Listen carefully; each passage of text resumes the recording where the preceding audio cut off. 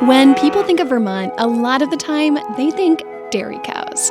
But what you might not know is that cows contribute to climate change when they burp and poop. Agriculture in general is responsible for about 15% of the global greenhouse gas impacts. A major culprit, methane, which is a super potent climate warming greenhouse gas.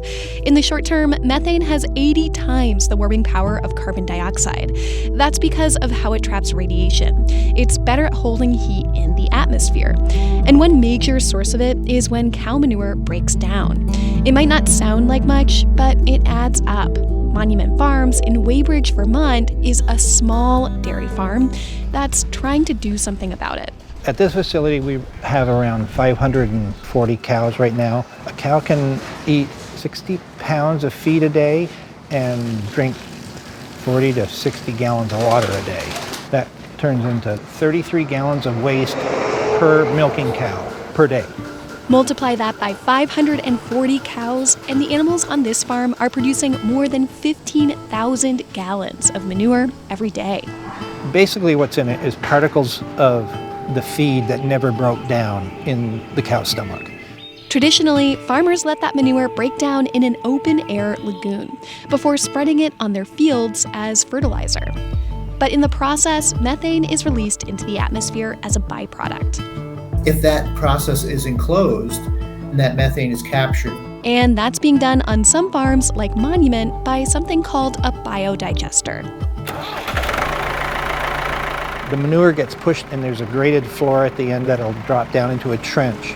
That's the flow gutter, so everything flows down to the very end to the pump station that will feed the digester. It's in there 21 days. The digester is basically the same thing as a cow's stomach. It's a living thing in there. Just like in the manure pit, bacteria eat the undigested particles of food. All that eating makes a methane-rich gas called biogas that gets trapped at the top of the digester.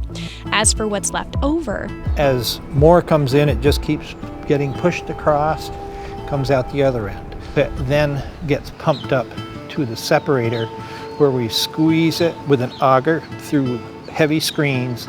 Liquid will go out to the manure pit for us to then spread on the field for fertilizer. The solid matter we utilize for the bedding under the cows. In addition, methane is essentially natural gas, and so it can be used as a fuel. At Monument Farms, the gas gets pumped into an engine where it's burned to make electricity, which gets sent into the grid. And Monument Farms gets a credit on their electric bill. The generator here can put out around $15,000 a month of credit. And that's roughly what our bill is for our whole entire business. Now, to be clear, burning methane still creates greenhouse gas emissions. It turns the methane into carbon dioxide and water.